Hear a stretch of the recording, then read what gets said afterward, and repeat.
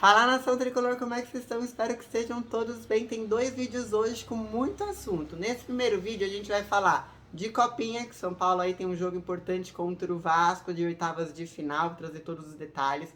Vamos falar do empresário do Pablo, que falou mal do pai do Pablo, falou mal do Pablo, e do Casares, que falou como que vai resolver essa situação da rescisão do Pablo. Vamos falar do Vitor Bueno. Sabe aquela situação de que ele estava em horário separado? Então, agora o Vitor Bueno procurou a diretoria para rescindir amigavelmente. Vou te trazer os detalhes. Vamos falar também do Bruno Viana, aquele zagueiro que São Paulo está para contratar do Braga. Os torcedores estão de novo nas redes sociais falando: o scout do São Paulo é louco, sabe? Colocando a credibilidade e a capacidade em jogo de ter algum tipo de critério. E eu vou explicar por que estão colocando tanto esse zagueiro, é o segundo zagueiro que São Paulo tenta trazer, que estão colocando em xeque e pedindo para a diretoria não trazer. Vamos falar como foi a primeira semana de treinamento do Rogério Ceni, já pra gente ter assim uma expectativa do que esperar aí do Paulistão. Vamos falar do primeiro jogo do Paulistão. O Guarani não quer que tenha torcida, vou explicar por quê. Vou trazer os números do Nicão, que ainda não tem o Soteldo. Rafinha foi apresentado, tem aí um companheirismo do Lua para falar, mas os números do Nicão em comparação ao Pablo e ao Rigoni, que tinham sido os melhores números da temporada passada.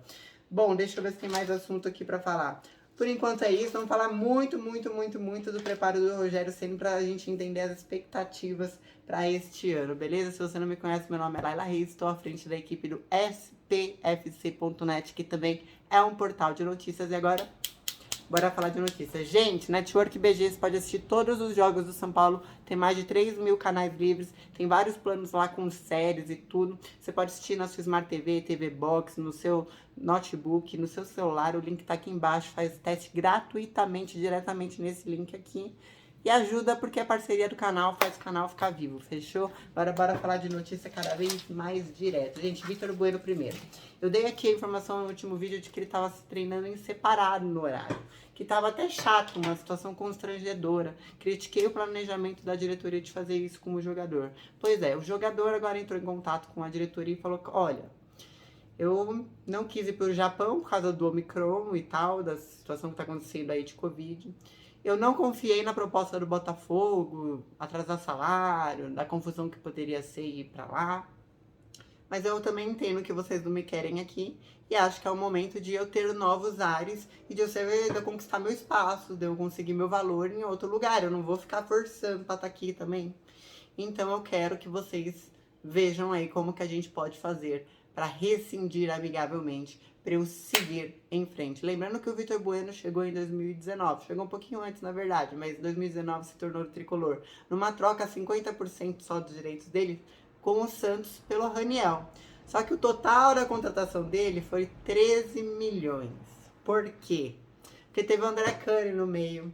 O André Cani no meio pediu aí um comissionamento de empresarial e aquelas coisas do São Paulo que a gente prefere nem falar muito, né? Porque senão a gente entra numa escuridão, numa falta de transparência que é melhor ignorar que existe pra gente torcer com mais amor. E aí virou 13 milhões toda a contratação do Vitor Bueno, foi parar na justiça e o São Paulo começou a pagar agora o André Curi desde o final de 2021. Então ele mesmo, o próprio Vitor Bueno, falou: eu quero ficar livre no mercado. Porque livre no mercado eu sei que eu consigo escolher melhor para onde eu vou. Eu não quero ficar, ai, será que o Japão me quer? Será que o Ceará não me quer? Não, daí eu vou lá e fico bem. E o São Paulo não quer pagar mais os 380 mil reais que paga para ele por mês, tirando o direito de imagem daqui pro final da temporada, tendo ele completamente fora do planejamento. Então, assim, até aqui foram 120 jogos do Vitor Bueno, 16 gols desde que ele chegou ao São Paulo. Na temporada de 2021, ele fez 36 jogos e 6 gols. Quero te perguntar uma coisa. Tem muita gente, quando eu critico aqui, e eu critico muito, o Vitor Bueno, que fica falando: não, Vitor Bueno é legal, vocês que pegam muito no pé dele e tal. Quero tua opinião. A torcida que pegou no pé ou realmente não serve pro São Paulo? Manda aqui embaixo nos comentários. Vou falar do Rafinha, que foi apresentado oficialmente. Falou, ó, vestiu a camisa, falou: tô chegando pra somar. Detalhe de companheirismo muito importante daquele clima que a gente quer ver no vestiário. Ele chegou com a camisa 13. Achou estranho? Camisa 13 era do Luan. Só que o Luan virou e falou assim, mano, a camisa 13 ela é sua. E passou a usar a 8, deu de presente a camisa 13 de boas-vindas pro Rafinha. Gente, vamos falar um pouquinho de como foi a primeira semana de treinamento do Rogério Ceni e o que esperar.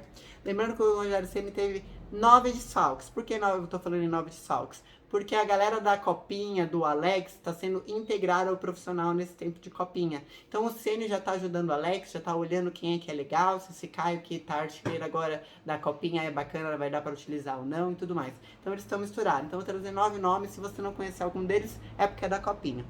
Pablo, Reinaldo, Rodrigo Nestor, Arboleda, Wellington, Calheri, Thiago Couto, Patrick, Danilo Gomes, Rafael Silva. Todos esses estão convidados e não participaram do treino na semana passada. Só que tem um lesionado que você vai falar, como assim, já chegou e não participou? Luciano, já conta. Então, nesse período aí de primeira semana, o Rogério Ceni fez muitos testes físicos com os jogadores para ver como estava a musculatura, estava aguentando fortalecimento, explosão, ritmo de jogo. Muitos testes físicos, poucos treinos táticos. Teve até treino com bola, mas nada de treino tático ainda.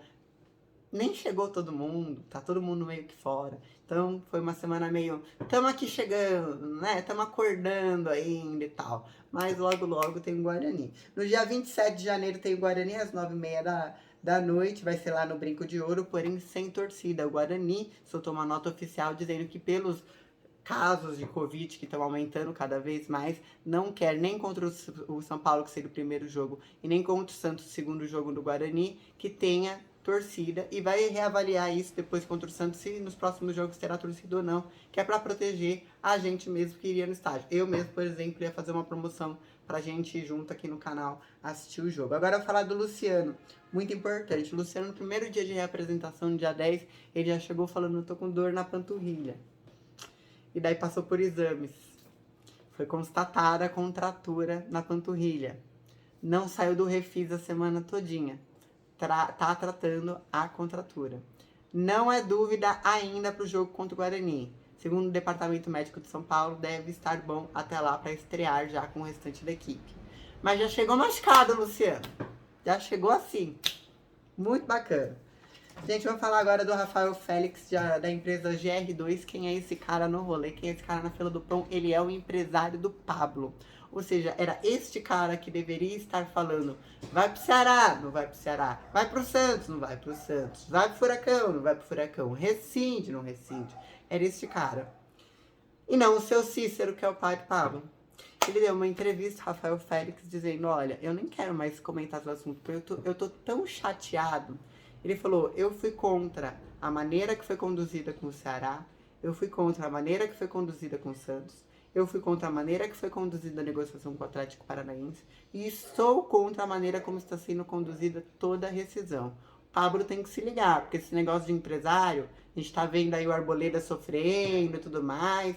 Empresário tem documentação, tem contrato, procuração assinada. Se esse cara me põe um Pablo na justiça, quantos jogadores a gente já nos viu? A gente já viu o Jusilei recebendo 500 mil por mês, ficando só com 50 mil por mês, porque deixou para trás um empresário lá atrás, 10 anos depois, demora, mas vem na justiça. O negócio, ele ficou quase um ano sem receber o salário e entrou em depressão. Não sei se vocês lembram desse caso aí. Pois é, Pablo, muito cuidado nessa hora. E aí chega a informação de que o Casares, junto com essa informação do Rafael Félix, que estava falando mal do seu Cícero, o Casares falou que tem total interesse de rescindir amigavelmente com o Pablo. Eu achei a proposta boa, se você não lembra da proposta, eu contei com detalhes no último vídeo. Quem tá falando nos comentários? Ai, mas e os 26 milhões que pagou? Gente, não consegue emprestar, o cara não presta, não, a gente perde temporada, é eliminado ele foi eliminado de Libertadores e de Copa do Brasil por causa de Pablo, entendeu? O cara ferra uma temporada inteira, esquece os 26 milhões. Paga o que deve, o cara tá dizendo, eu não quero mais salário daqui pra frente, é cada um com a tua vida. E Vitor Bueno é a mesma coisa, eu penso isso. Bruno Viana, vamos falar o seguinte, é o segundo zagueiro. O Bruno Viana, quem acompanha, desculpa que caiu aqui a luz.